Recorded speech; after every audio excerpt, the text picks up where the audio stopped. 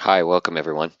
This is our first mortgage broker focused webinar that we hope to be the first of many that focuses on tips, tricks, and advice that can help you get your hard-earned mortgage applications closed.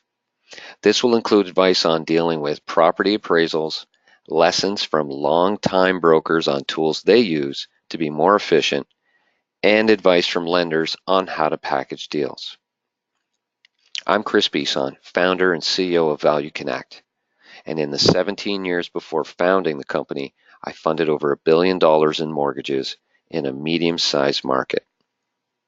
Today, we're focused on reading appraisal reports like a pro. More specifically, pointing out the things lenders and underwriters tell us that they look for when reviewing reports. We'll spend approximately 12 minutes on the presentation and wrap up with an opportunity for you to ask questions.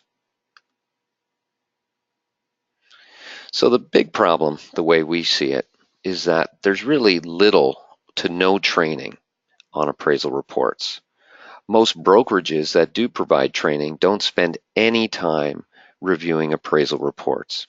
And when you think about it, for something important enough to be one of the 5 C's of credit, there certainly isn't enough in-depth training on appraisal reports. So let's get started with some basic stuff. Now, some of this stuff may seem obvious, but you'd be surprised how many times the borrower's information is wrong on reports.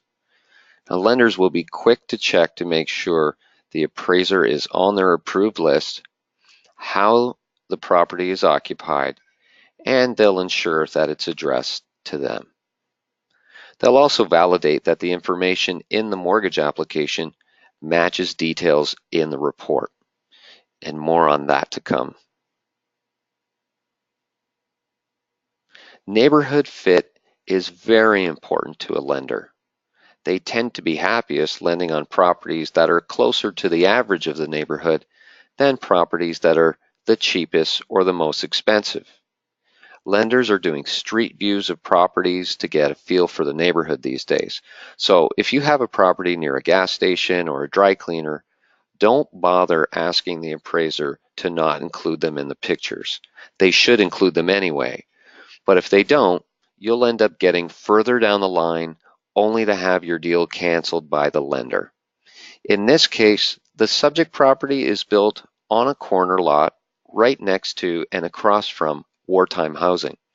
This house appraised at more than $1 million, pushing it beyond the upper range for homes in the area. So that would be a concern for the lender. You'll want to make sure that comparable properties are in the same neighborhood as the subject property.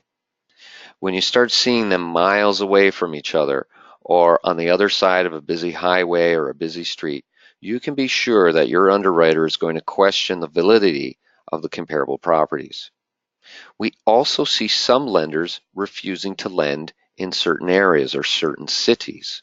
So you'll want to save yourself wasted time by not sending applications to a lender who doesn't lend in that specific city or neighborhood. Now you'll find these 3 items in the assignment section of the report. The bottom line or the takeaway here is that you'll need to read the comments in detail if any of these things are checked off. Appraisers make note of many things about the house, including the type of wiring present, the windows, economic life remaining, and the overall condition. Make sure you understand the lender's requirements because your deal may fall apart simply because the property has something like aluminum wiring. One of the things the lender uses the report for is to validate things like property taxes and condo fees. If these things are different in the report, you'll often see the lender update the application. Hopefully, your affordability ratios aren't so tight that a change in the property taxes kills your deal. But be sure to compare the information with your submission so you don't get any surprises. Now this may seem obvious, but you generally want the comparable properties used to be similar in location, style, and condition. The more differences there are, the more adjustments will be needed. And if the property is a condo unit, there are lenders who require at least one comparable property from another building to demonstrate that there's a market for condominiums in that area. Lenders have varying policies for how old they want their comps to be. Typically, they'll take up to 90 days from the date of the report. However, it's important to know your lender's guidelines on appraisals because some will say that they'll take comparables as old as 6 months old and others only 30 days old. Sometimes there aren't enough good comparable properties within the requirements laid down by the lender, in which case the appraiser will have to note it in the report and possibly make adjustments for time in the case where they have to go beyond the timeline that they wanted for the comparable properties from the date of the report.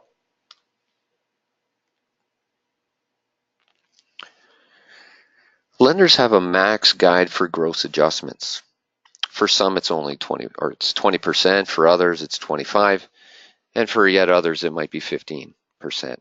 Generally speaking, fewer adjustments in both number and dollar amount tends to indicate that you have a more reliable comparable property. Pictures tell 1,000 words, so some things to ask yourself when looking at pictures in the report. Number one, do the comparable properties look like they are similar homes and similar to the subject property?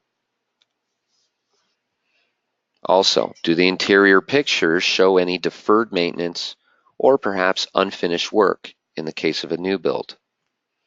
And lastly, does the location or aerial map show any commercial or industrial property adjacent to the subject property? These are all things that lenders look for. So to summarize, it's important to know your lender's property and appraisal rules and be proactive. Ask your customer, ask your borrower about their home and use Google Street View to learn more about the property. Thanks for joining us today. We hope you've enjoyed this. If you'd like to reach out, please do. We'd be happy to help.